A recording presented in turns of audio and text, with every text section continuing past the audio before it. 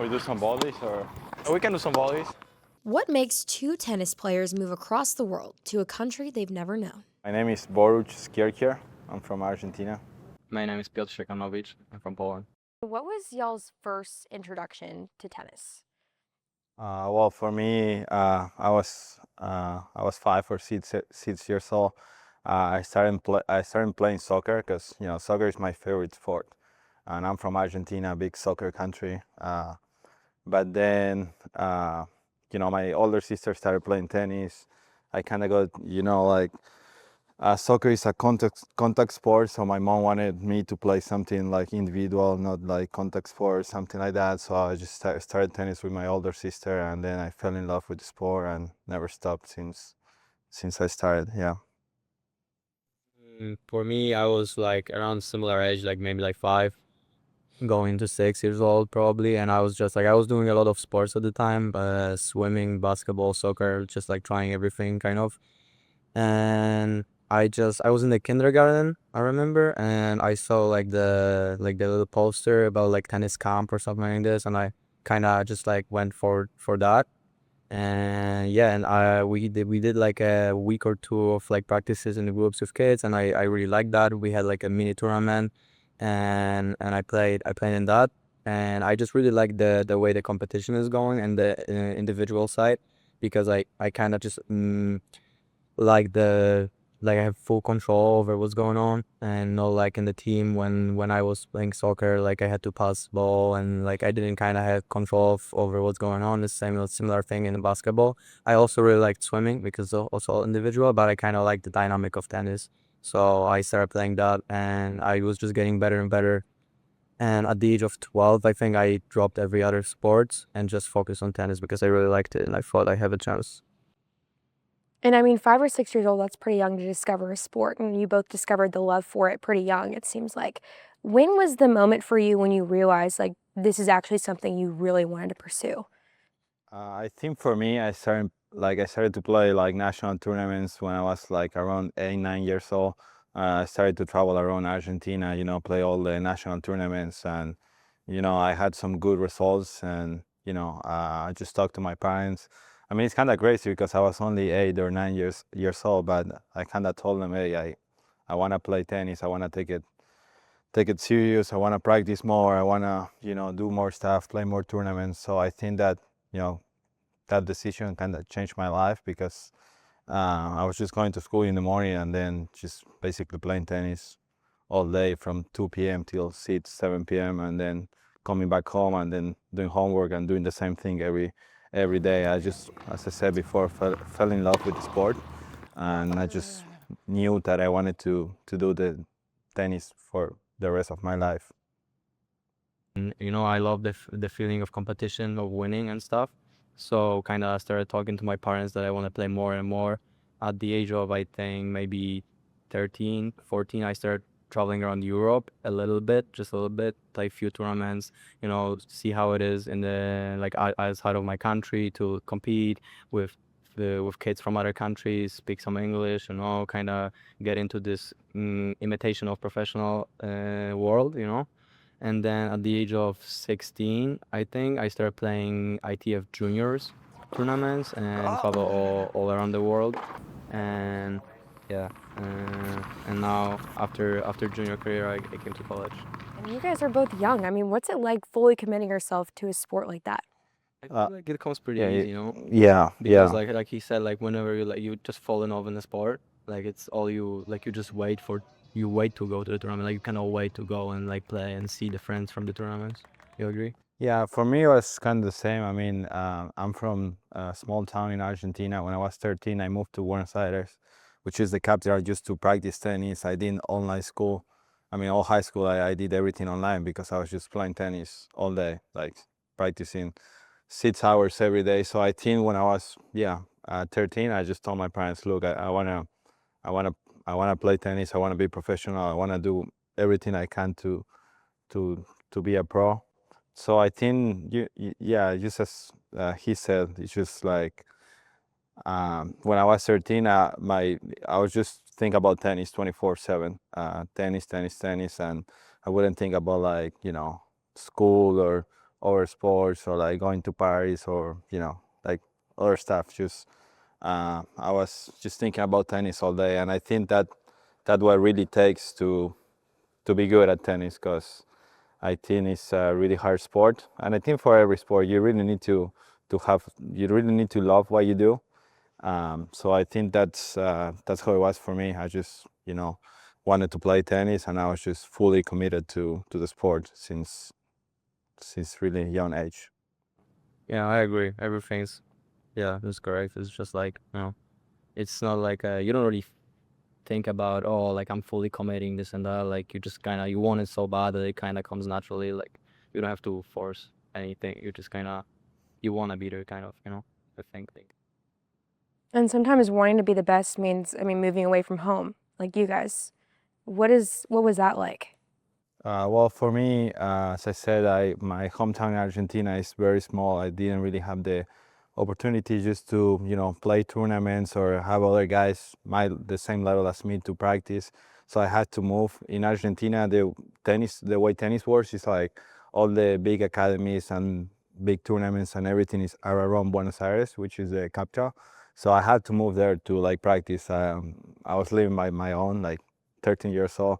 That's kind of crazy, but yeah, that's how it was. And then just practicing. 13 years old? Yeah, I was living in like an apartment with like another kids, and we were just practicing at the same academy. At first, the first 2 years, we had like a girl that like older woman that was living in the apartment next to us, so she was kind of like taking care of us, like cooking for us, doing our laundry and stuff like that. But then when I was around 15, I started like living alone, doing everything by myself. And yeah, I mean, just playing tennis my whole life. And then when I came to college, it was, kind of the same. Like I tried to play pro, but then, 2020 COVID started, and, I remember I had like a conversation with my parents when I told them, look, I want to play tennis. I want to keep playing tennis, but I also want to study, and I want to have a degree. And in Argentina, the way that universities and school work, you can do both. Either you go to study or you try to be a pro, but you can do both. So then we thought about like coming to the US, where you can play for a school, study, keep playing at a really high level, because I believe college tennis is very, very competitive. So I think that was the best decision I that I ever made in my life. Yeah. Yeah, I mean, I had pretty similar situation with online school and living alone. Me because I was like I lived in a pretty big city in Poland, but then my parents moved. I was like 11. My parents moved into a smaller village, and then when I was around 15, I had to move back as well to the bigger city because of the practices. I lived with my friends that also played tennis at the time, so I lived alone, pretty much alone since 15. So it was pretty similar situation. Yeah, that's crazy. Yeah, like cooking, like getting like public transport, getting to practice this and that. I was also doing because of the online school. Like I was practicing a lot during the day. We had like 3 different blocks. We had like 2 hours morning practice, then gym, rest, eat something, another practice, eat, go back, home, stretching and stuff. It was like really professional approach, I would say. So yeah, that last from like in 15 to 19, and then when I finished school in Poland, I actually didn't want to continue. Like I wasn't like you. I didn't want to come to college. I wasn't looking for like an opportunity to study. I really wanted to pursue career going pro. I really cared about that. I wanted to put everything on that and just go and try pro. But then we started having some family financial issues, and it was just like too much of expenses to cover for me playing. And yeah, and that was pretty much the only reason that I started looking for kind of a uh, different path to go and like try to still make the career possible to happening. But yeah, so then I started looking into colleges, seeing how it actually looks like, talking to people that were in college, graduated, or are actually like are in college right now. Started talking to them, looking around, seeing how it looks like, what opportunities it brings for the player that wants to continue the professional career, not only school. And I just decided it's a good idea to give it a try, because even if I don't like it, I can always stop. But I will never know if I won't go and find out on my own, because people have different opinions from a lot of different places. Yeah. And I mean, you guys were living on your own at 15. Do you ever look back now and think about how crazy that was, like being in America? And that's not normal here. That's something that when I tell American friends or like people here, they think, oh, that's crazy. But I was actually thinking about it this morning, and I just think that wow, that's crazy. If like I look back, and I was 13 when I moved away from my family. I was away from my parents, from my sisters, and it's kind of crazy because I remember like weekend, and I talk to my friends, and oh no, we having a party, we playing video games, we are at the pool, like doing the normal stuff, like like what a normal 14-year-old kid should be doing. But then I was like, no, I have to go to bed at 9 p.m. because I have a tournament tomorrow, or I have practice at 7 a.m.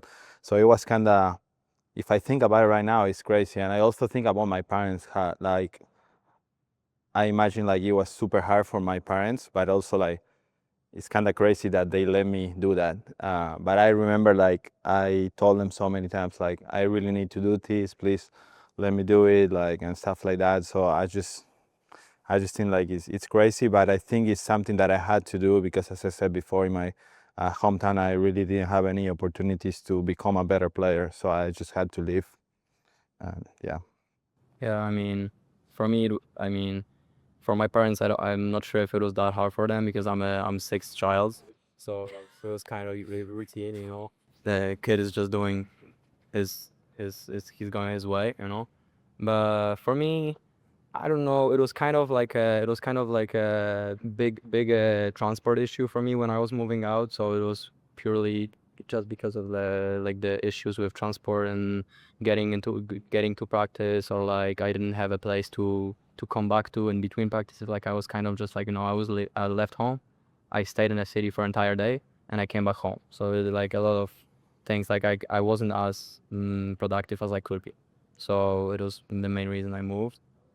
And I don't know, moving here wasn't like much different than moving out of I mean, it was different because like I'm changing country and stuff, but I kind of was used to it because of the way the tennis players live. Like we travel a lot anyway, always. We skip school to go to the tournament, don't see anybody from your hometown for like a week if you do well and stuff. It's kind of like you get kind of get used to it.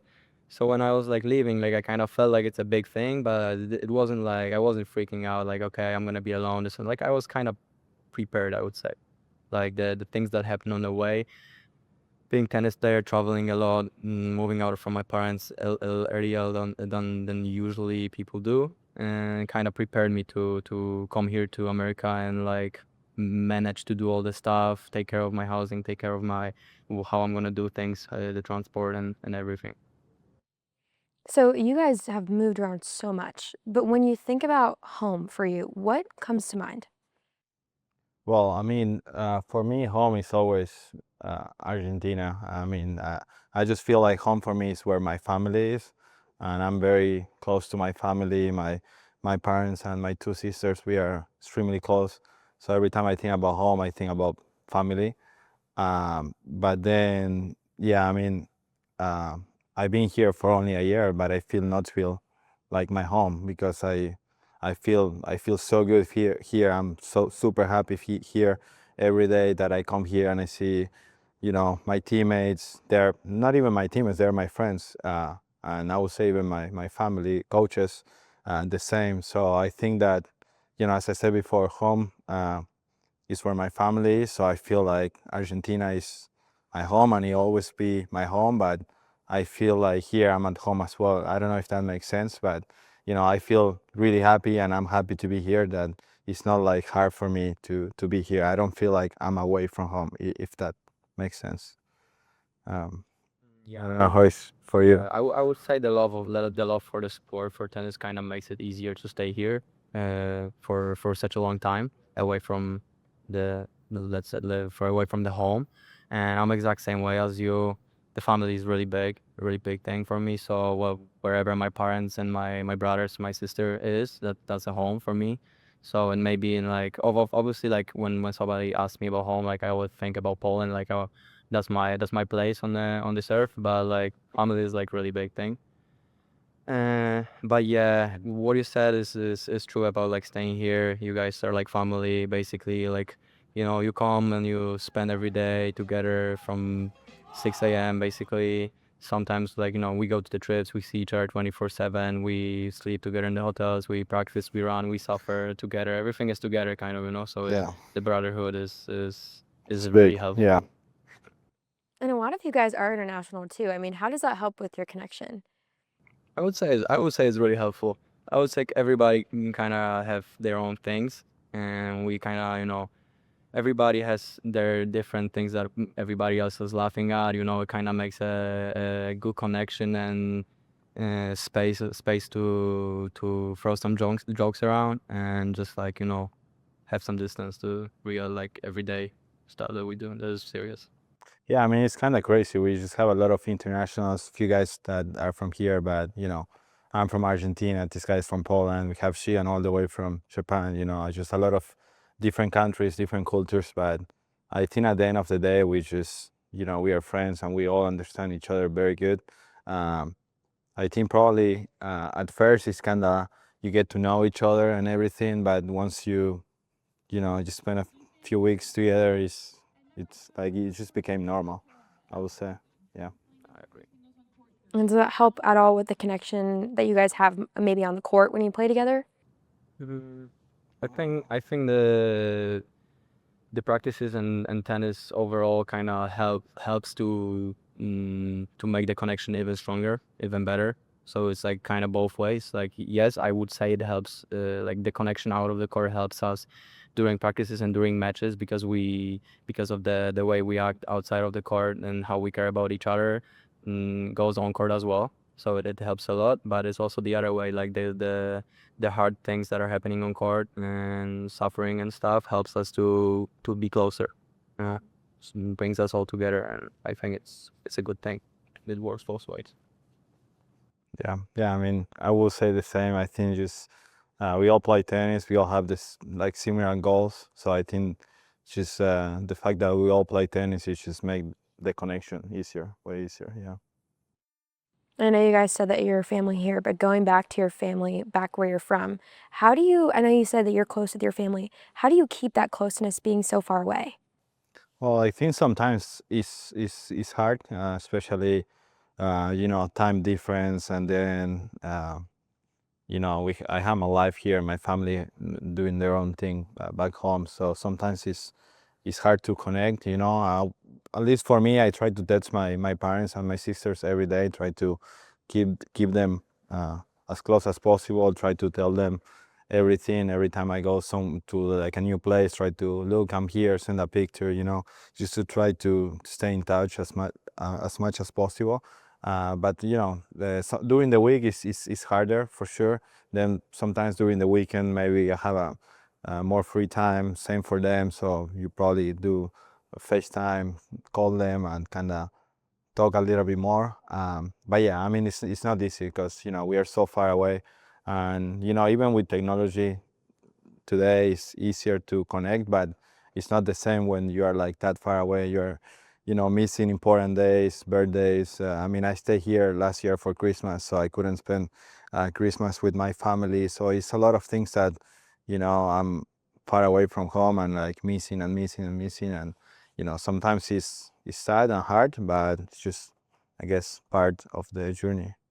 Yeah. Yeah, I mean, I'm not gonna say any different. It's everything he said is, I mean, the time zone and stuff. It's kind of hard, you know.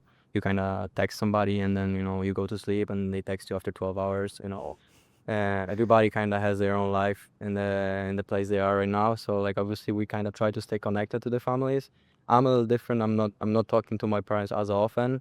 Whenever I get on the call with them, we'll talk for a very long time, for like maybe 2 or 3 hours sometimes if I can. And it's the period of time is a little bit longer in between the calls, but we just talk. We just like to talk along. Like I don't like call my parents for 5-10 minutes, tell them, oh hey, I'm doing this and that. Like if I'm calling my parents, I probably have something to talk about, or they have something to talk about, and we spend. We don't rush. We are having our time on the phone, right? But for my siblings, it's a little bit harder because obviously every single one of them has their own life right now going on, struggles and stuff, and I have my own. So we just text with each other. We don't really talk on the phone.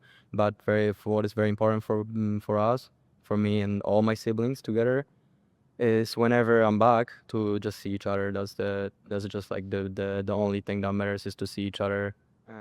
We don't have to talk every day, every other week, but whenever I'm back, we spend quality time together. We talk to everything. They tell me everything. I tell them everything. We have some quality family time over the tea or some board games or whatever. And that's what that I think this is what makes relationship very strong for in between me and family. How often do you see them? Well, I usually try to go home at least once a year. I came to Knoxville last year in June, and I haven't been here since then. Uh, I'm thinking that maybe after the season I will go back home. I don't know yet. But yeah, normally I try to go once a year. My parents normally come once a year to visit me. Um, my sisters not really, because one of them is working, the other one is in school, so they are like busier. Um, but yeah, at least I see them probably once a year, I would say. Once or twice a year. I mean, last year I wasn't able to come back for Christmas, so it was only once a year during summer. This year I was lucky to go back and then see my family for a week for Christmas. So I came back for Christmas, and I'm gonna go back for the summer. But usually, how it is, you just go for a summer for a month and a half, 2.5 months, depending on what you're doing. I'm gonna be doing summer school this summer, so I'll come back a month quicker. So it's only gonna be month and a half with in my country, and I don't know about next Christmas, so it's kind of hard to tell. It's kind of all like depends on what is happening and stuff, so it's hard to say. But yeah, usually you just go back for this one longer period of time for vacation. And the last time that you lived with your families so close, you guys both seemed like you were super young. I mean, what do you miss most about living that close with them? Well, at least for me, what I miss about, I mean, just being able to spend time with them, just to watch a movie with my parents, like spend time with my sisters, play with my dogs, like all the stuff like that. You know, getting my mom to cook me every day, do my laundry, I mean, all the stuff.